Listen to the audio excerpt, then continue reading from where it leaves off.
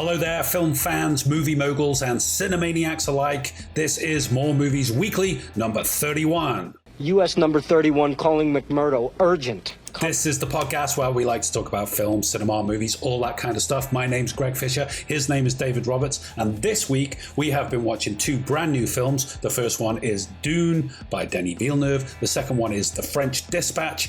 It was directed by Wes Anderson. We were very excited to see these films. Now we're going to talk about them. So stay with us if you want to hear our thoughts. So there we go. Dave. Dune. Let's start there. We've been waiting for so bloody long to see this film. Let's get it done. Let's talk about it. That's it. It's been a very long time coming, hasn't it? It's been certainly has, my friend. Certainly a year has. And a half we've been waiting for this. Yeah, I mean, we obviously came to this quite excited. We've both seen David Lynch's Dune from the 80s.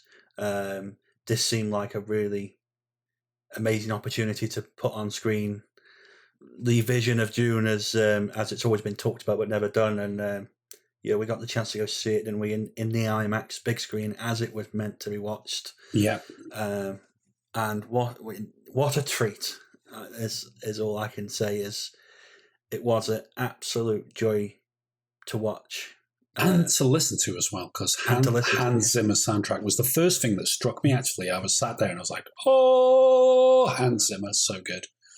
So, obviously, Dune, people kind of know the story by now. Most people have seen the David Lynch version. It's the Emperor basically playing off a couple of powerful houses against one another. So, thinking of things like, Game of Thrones, where you've got these kind of insidious characters playing off the powerful players against one another. And basically, that's where we hit the bricks as far as Dune is concerned.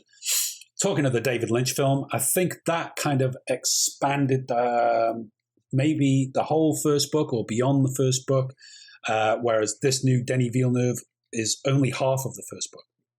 Yeah. And it pretty much sets it up for a sequel, doesn't it? So if they'd released this and it flopped at the box office, it would have been a real stinker, because the way it ends is kind of like, it needs part two. Come back for more, kind of ends halfway through the story, which is cool. So our main character is Paul Atreides, played by the famous Timothée Chalamet. And he is somebody who's kind of, he's a youngster, he's a teenager. He's having visions in his dreams. His father is Leto Atreides, the head of the house. So Timothy's character, Paul, is his heir. But his mother, Lady Jessica Atreides, played by Rebecca Ferguson, she comes from this sort of lineage of, what are they, soothsayers, witches, kind of like got some sort of supernatural powers. And it's usually only passed on through the female line. But Paul has the powers. His mother has been developing the powers in him. And that basically leads to people thinking that he is some sort of messianic character. So by the time he gets to Arrakis or Dune, some of the indigenous people, the Femin, kind of treating him like this sort of messiah. I forget the actual term they use for it, because they've got all of this, all this world building. You've got all the different terminologies and everything. It's pretty cool. I didn't catch it all, but I did think while I was watching it, this is pretty fucking cool. It is. There's a lot of kind of terminology that's used in bits and pieces, which I think more times you see it, and when the sequel comes out, it'll drill in more, because there's a lot to take in.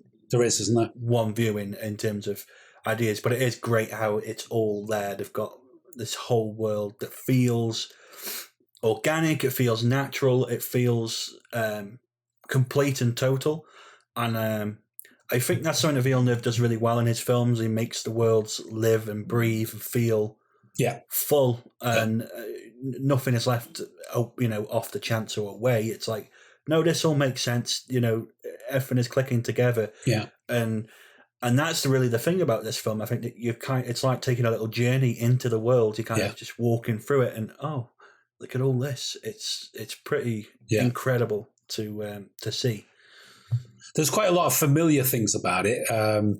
I suppose because we're at that point in terms of the history of cinema, we've kind of seen a lot of desert movies, you know, thinking of things like Star Wars kind of starts in the desert with Luke Skywalker living on a desert planet. That was probably in itself influenced by Frank Herbert's novels.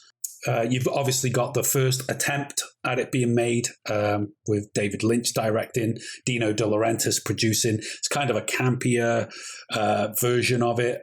Some people love it. I kind of enjoyed it when I was younger because of what it was. You know, it was something different. It was it was very much kooky and a little bit camp, as I say, sort of in the same sort of territory as like Flash Gordon, which I believe was also Dino De Laurentiis. So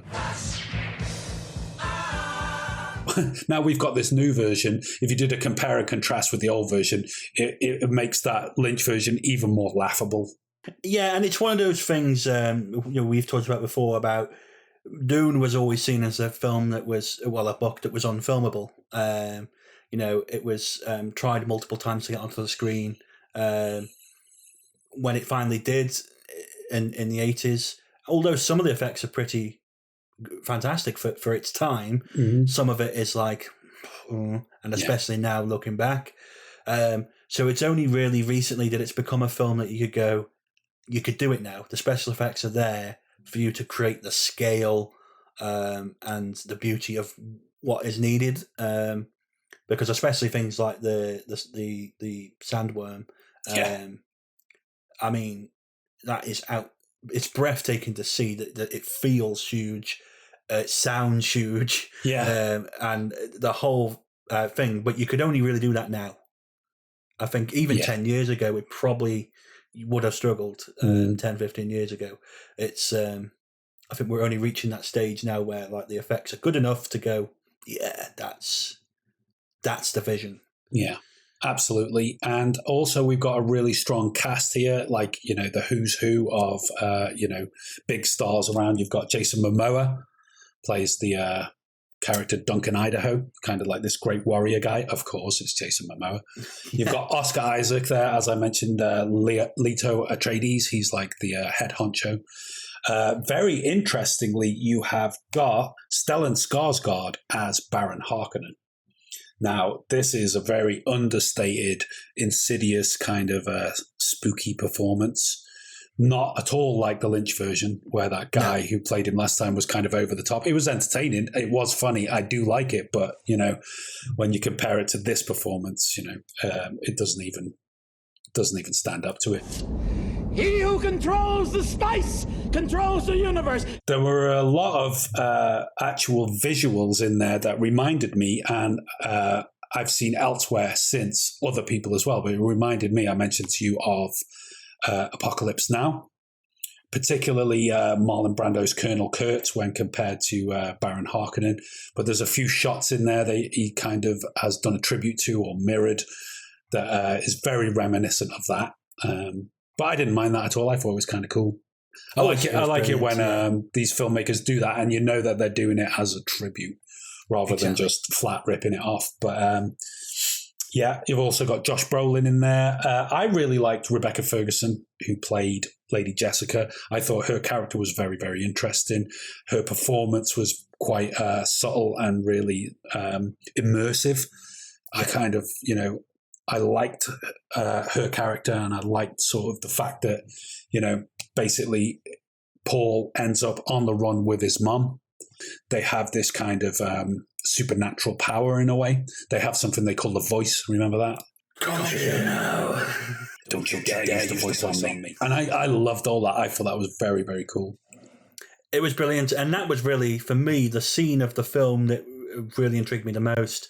In the middle of the night, the mother calls in like one of the other head of the supernatural witches, or whatever the cult is, played by Charlotte Rampling, excellently played, and she's there to test her son, Chalamet, who and brings him into the room and kind of uses the command voice to drag him across the room and test his will power under this box, which you may have seen in the trailer for the film, and it was the tenseness and broodiness in that scene was impeccable. It was fantastically done. You're just sitting there with the rumbling of the IMAX speakers under your seat going, Oh, it's quite something. It was tense, wasn't it? If you remove your hand from the box, you will die. What's in the box?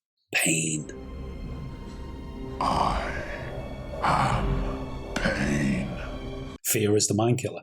So, yeah, I mean, it's a bit of a, 5 out of 5, really, isn't it?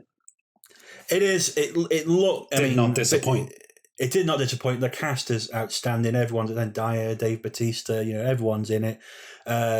Momoa is the one that stands out as someone I don't usually like, to be honest. But I was really impressed at his performance. It worked. Yeah, it was good in it, wasn't he?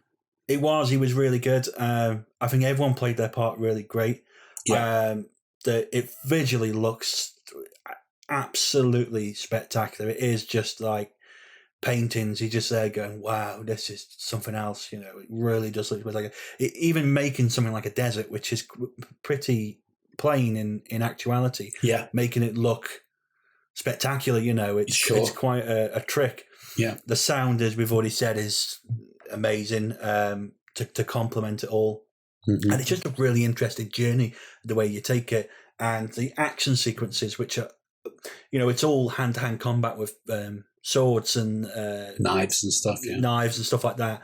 But the way they move around so quickly and doing all the acrobatic stuff, and it jumps around and all these shields. Yeah. It's so different and refreshing and exciting. Mm-hmm.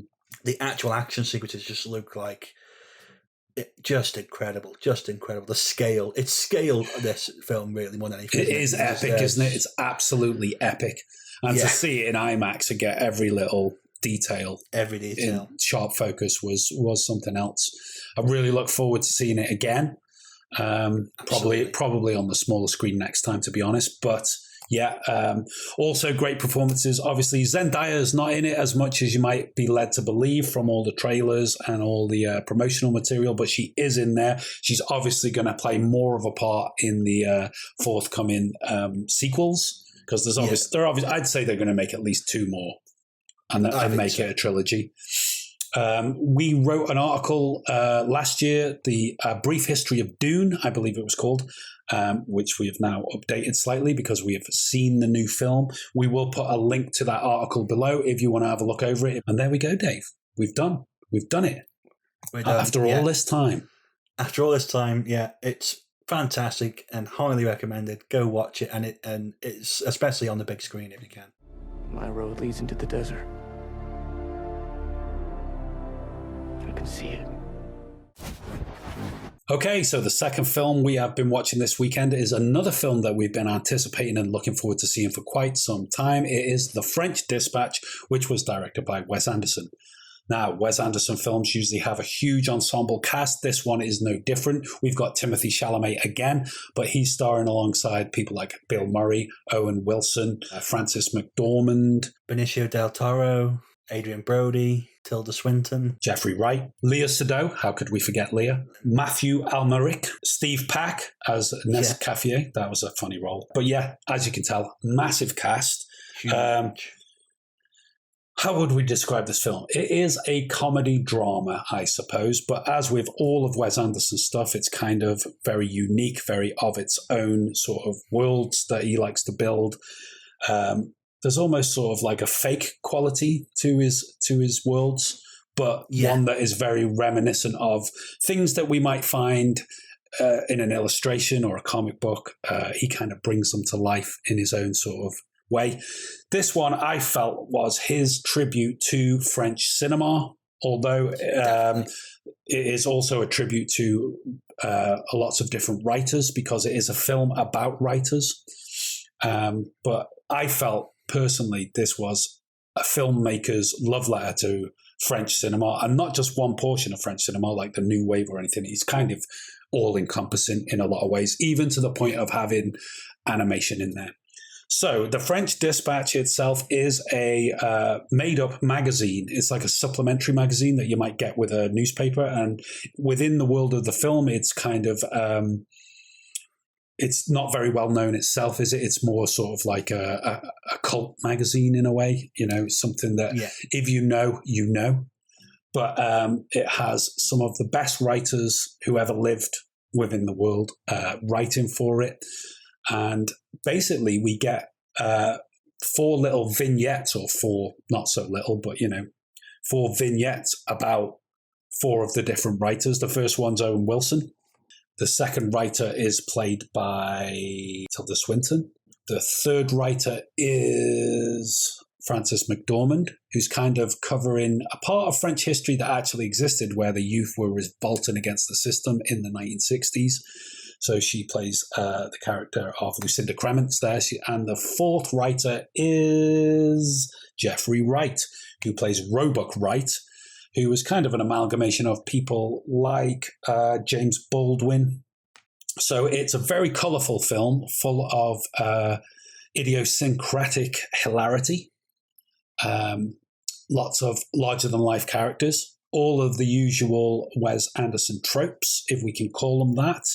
In terms of the camera moves, everything is very symmetrically composed in the shots. We've got a lot of dolly shots that move us from one scene to another. Quite theatrical in its presentation. What did you think of this film? Yeah, it was brilliant, absolutely brilliant. I mean, there's some really funny stuff, as usual in a Wes Anderson film. In this, really outstanding jokes. It's always good, how he manages to pull it. I never quite get, but how many stars he manages to get on screen in his films is always unbelievable. Really, it's like everybody wants to work with him, isn't it? Yeah. It's different. This is different from his other films because it's an anthology, because it's those different stories. Mm-hmm. It does make it a little bit different. It is more like little episodes. Yeah, little vignettes playing through. And it does make it a little bit different. But it definitely works. Because you get these really unique, different visions of things that are happening. Yeah. It's all... It is Wes Anderson. It just smells of Wes Anderson. The composition, as you say, the theatrical layout of it. This is what Wes Anderson does. Really, it is. In fact, I'd go as far to say it is the very pinnacle of Wes Anderson stuff. It's like everything he's done to date, since Bottle Rocket all the way through. Grand Budapest Hotel was the last one. This one has basically taken all of those things he's learned, all of those things that he's done and entertained us with over the years, and it's put them all into one movie. One piece, yeah. But at the same time, as I said, it serves as a love letter to French cinema. So, for example, you have got tributes to things like Jacques Tati. You have also got tributes to photographers, people like Henri Cartier-Bresson in the composition there. You can see he's taken that straight out of some of those still photographs. You've obviously got tribute to the French cinema of people like Jean-Luc Godard, where you've got characters like Juliette, played by Lyna Khoudri. She is obviously playing that Anna Karenina type of character. And as I said, you've even got some animation in there that almost is reminiscent of things like Tintin, even though that's Belgian, but it's the same sort of world. Yeah, it's definitely that inspired world, isn't it? And it definitely was that. It was interesting when it jumped to the animation, because usually the one side of Wes Anderson I haven't watched much of is his animated films. It's usually stop motion there, and this was illustrated animation. And but it was really enjoyable. It really made sense in the context of where they were doing it, and it was a lovely tribute to French cinema of the past. And it just everything about it is like you can see that the homages, the influences to that world, so beautifully constructed. And sure, all those nods to journalism of the past, which is dying really now these days. You could say, yeah. Even the idea of a magazine or a supplement. I mean, they still make them, they still print them, they still get sold on a Sunday, and you can go and buy, whatever paper and get your Sunday supplement with it and stuff. But like you say, it's dying off. I wouldn't give it too much longer before everything becomes completely digitized. There's some really funny moments in there. There's also some really sweet and beautiful moments in there and compositions that they created. It's strange because it's like it's managing to balance the kind of believability of the story that's going on with the kind of wacky cap caper kind of thing that's going on. This is something he manages to do. He is a tightrope walker of a filmmaker in a lot of ways, because he includes so many different ideas and visuals and themes. And if anything could be criticized for, is probably that he maybe takes on a bit too much for some people to be bothered to deal with, because visually you've got different aspect ratios, you've got black and white, you've got color, you've got animation, you've got all of these different representations going on. As you say, it's full of comedy, it's full of drama. There's also some very poignant moments. He always does that as well. He'll always bring a death in or something to remind you that life is short and life is sweet, and enjoy it while you can, because nothing lasts forever. You'll always have these little moments where, you've been laughing, you have a good time, and then, but as Bill Murray says, no crying. You're fired. Really? Don't cry in my office.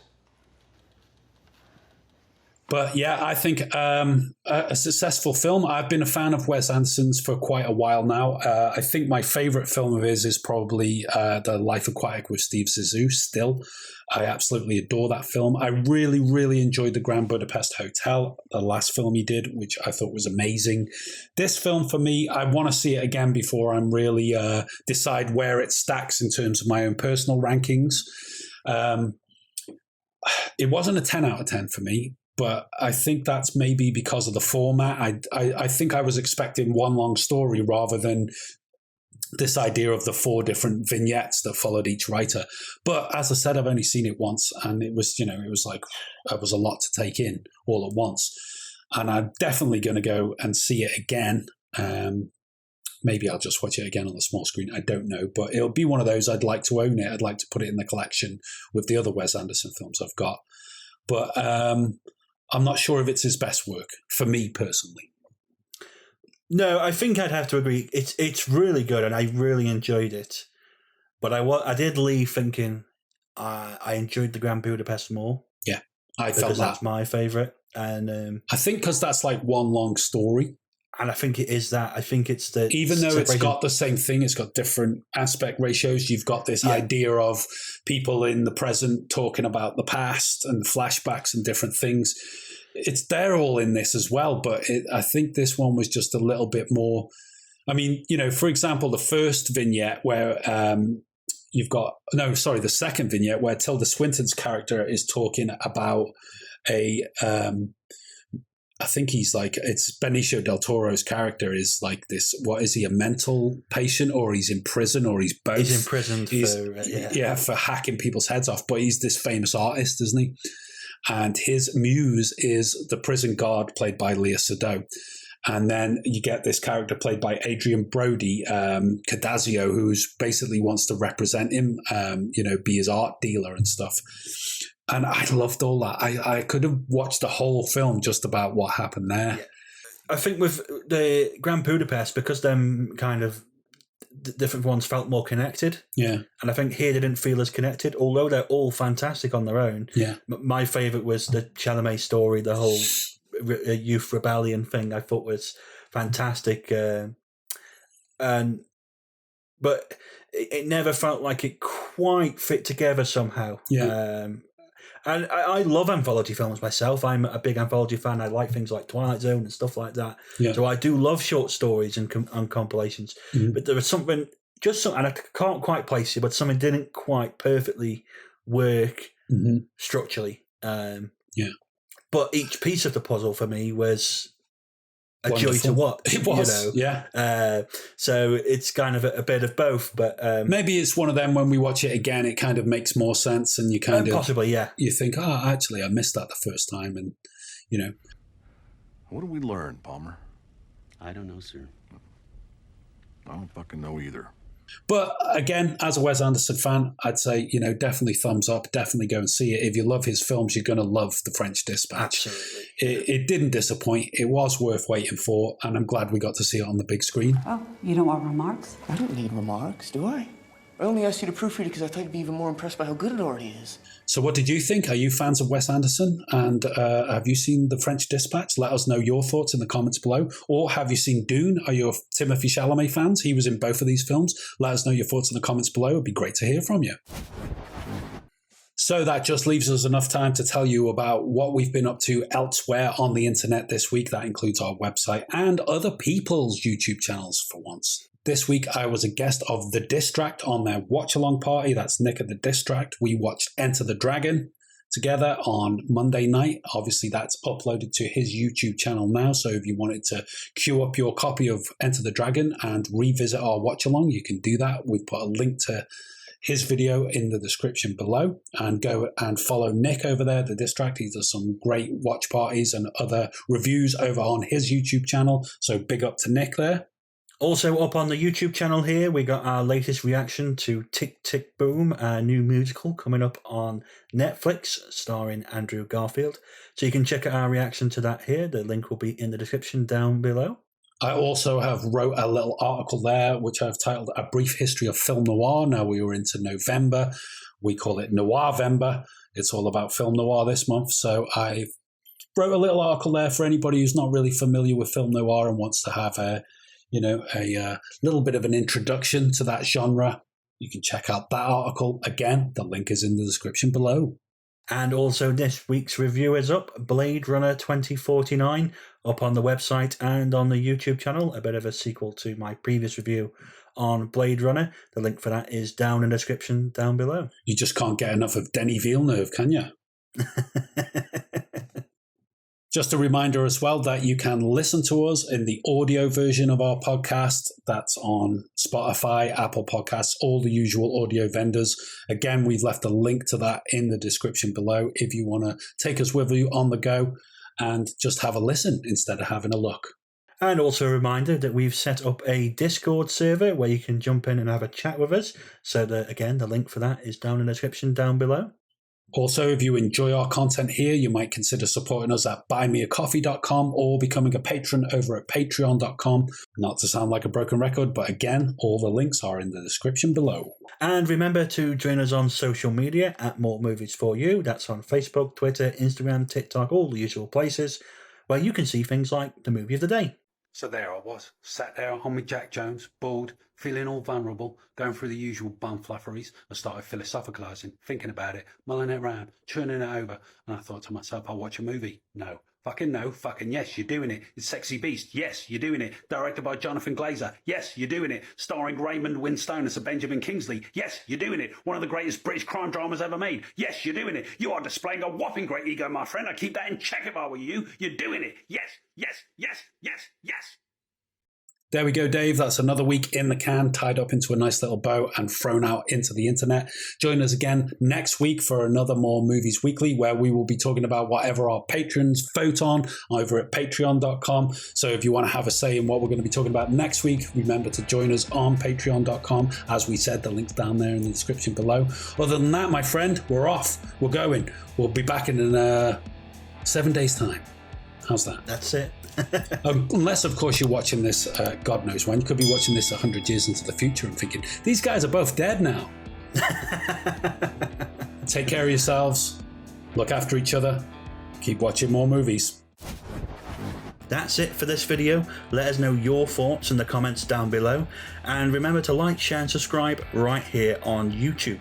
For more film reviews and articles, check out our website, moremovies.co.uk. And join us on social media at More Movies For You. That's on Facebook, Twitter, Instagram, TikTok, all across the board. You know the score.